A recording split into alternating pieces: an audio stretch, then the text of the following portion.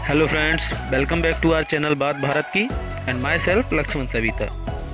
तो दोस्तों, अपना पिछला एक वीडियो हमने हिंदुस्तान के सबसे बड़े ठग के ऊपर बनाया था और आज के इस वीडियो के लिए हम लेकर आए हैं हिंदुस्तान के एक बहुत ही नामी और विख्यात चोर को, जिसकी कहानी को हमने अपने आज के इस वीडियो के लिए चुना है। लेकिन वीडियो शुरू करने से पहले मैं आप सभी को बताना चाहता हूं कि जिन दोस्तों ने अभी तक चैनल को सब्सक्राइब नहीं किया तो चैनल को सब्सक्राइब कर लें और साथ ही बेल आइकन को भी दबा दें, ताकि आगे आने वाले ऐसे ही रोमांच से भरे हुए वीडियो आपसे मिस ना हो। तो चलिए आगे बढ़ते हैं दोस्तों। जैसा कि आप वीडियो का नाम देखकर समझ ही गए होंगे कि आज का हमारा विषय है बंटी चोर, जिसका नाम असलियत में देवेंद्र सिंह है, लेकिन यह बंटी चोर के नाम से विख्यात है और यह इतना प्रसिद्ध हो चुका है कि इसके ऊपर एक फिल्म भी आ चुकी है। जी हाँ, दिवाकर बनर्जी की एक मूवी आई थी, ओए लक्की लक्की ओए, जो पूरी तरह से बंटी के ऊपर बनाई गई थी। और दिल्ली पुलिस भी इस चोर को सुपर चोर की उपाधि दे चुकी है, क्योंकि जब दिल्ली पुलिस ने इसे लगभग 2007 में गिरफ्तार किया था तो इसके पास जो सामान मिला था उसकी कीमत करोड़ों में आकी गई थी। देवेंद्र सिंह दिल्ली के विकासपुरी का रहने वाला था और यह 1993 में इसने अपनी पहली चोरी को अंजाम दिया था, लेकिन यह इसमें पकड़ा गया था। फिर यह दिल्ली पुलिस के दफ्तर से वहाँ के 25-30 के स्टाफ जो मौजूद था उन सभी की आंखों में धूल झोंककर वहाँ से भाग गया और फिर यह अपने कारनामों को बढ़ाता गया। इसने भारत के लगभग सभी बड़े शहरों में चोरी की और बंटी ने अपने पूरे कैरियर में लगभग 500 से 550 चोरियों को अंजाम दिया। कई बार यह पकड़ा भी गया, लेकिन बार बार पुलिस को चकमा देकर भागता रहा। अब आप एक बार का किस्सा सुनिए। एक बार बंटी चोरी की एक गाड़ी से जा रहा था। यह घटना है मुंबई की।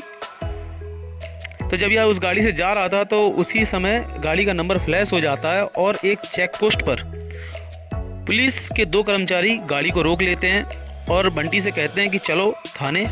तो यह भी तुरंत कहता है कि हाँ चलो।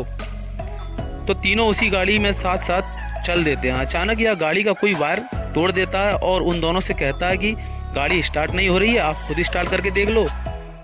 और इस तरह जैसे तैसे करके यह उन दोनों को गाड़ी में धक्का देने के लिए मना लेता है। जैसे ही दोनों पुलिस वाले गाड़ी में धक्का लगाने लगते हैं तो यह तार जोड़कर और गाड़ी चालू करके वहाँ से रफू चक्कर हो जाता है और दोनों पुलिस वाले देखते रह जाते हैं। इस प्रकार ये कई बार पुलिस की गिरफ्त में आने के बाद भी वहाँ से भागने में कामयाब हो जाता है। कहते हैं इसके शौक बहुत बड़े थे और इन्हीं शौकों को पूरा करने के लिए यह चोरी करता था। यह हमेशा बड़ी कीमती और नायाब चीज़ों को ही चुराया करता था। इसने कभी भी छोटी मोटी चीज़ों पर तो हाथ भी नहीं रखा और कहते हैं इसका आत्मविश्वास बहुत ऊंचा था। इसी कारण इसने हमेशा शांति से और बहुत ही आसानी से चोरियों के कारनामों को अंजाम दिया। इसने कभी किसी को कोई चोट नहीं पहुंचाई, ना ही इसकी किसी के साथ कभी कोई मुठभेड़ हुई और ना ही बंटी कभी अपने साथ किसी भी तरह का कोई हथियार लेकर चलता था। इसके पास हमेशा एक पेचकस जैसा लंबा सा एक रॉड हुआ करती थी, जिससे यह अपने कारनामों को अंजाम देता था। बंटी ने कभी कोई छोटी गाड़ी नहीं उठाई, यह हमेशा बड़ी बड़ी गाड़ियों को ही उठाया करता था और कभी भी चोरी की गई गाड़ियों को इसने नहीं बेचा। ये सारी चीज़ें बेचता था मगर गाड़ियों को इसने कभी नहीं बेचा। ये उनका इस्तेमाल करता और उसके बाद कहीं भी उन गाड़ियों को छोड़ देता था, ऐसे ही कभी उनको बेचा नहीं करता था। अब आपको इसकी चोरी की 1-2 किस्से सुनाते हैं। तो एक बार दिल्ली के एक घर में यह चोरी करने जाता है। अच्छा, आपको साथ में ये भी बता दें कि बंटी हमेशा रात के 2 बजे से सुबह 6 बजे के बीच में ही चोरियां किया करता था। तो जब यह उस घर में चोरी करने के लिए जाता है तो यह चोरी करके सारा सामान लेके उसमें एक म्यूजिक सिस्टम को लेकर यह बाहर आता है। तो किस्मत से उस घर की एक लड़की जो जॉगिंग करके लौट रही थी वह उसे देख लेती है। तो वह उसे रोक कर कहती है कि भैया आप कौन हैं और यह मेरा म्यूजिक सिस्टम लेकर कहाँ जा रहे हो। तो जवाब में यह कहता है कि जाकर अपने पापा से पूछो, मैं एक कंपनी से आया हूँ, आज तुम्हारा बर्थडे है तो तुम्हारे पापा ने इसे बदल कर तुम्हारे लिए दूसरे गिफ्ट मंगवाए हैं। और आखिरी में यह उस लड़की को हैप्पी बर्थडे भी कह देता है। तो लड़की सोचती है कि इसे इतना कुछ पता है, तो वो अंदर अपने पापा से पूछने चली जाती है और यह वहाँ से 9-2-11 हो जाता है। इस प्रकार इसके कई कारनामे हैं। एक और किस्सा आपको बताता हूँ। ऐसे ही एक बार यह एक घर में सुबह सुबह चोरी करने घुसता है।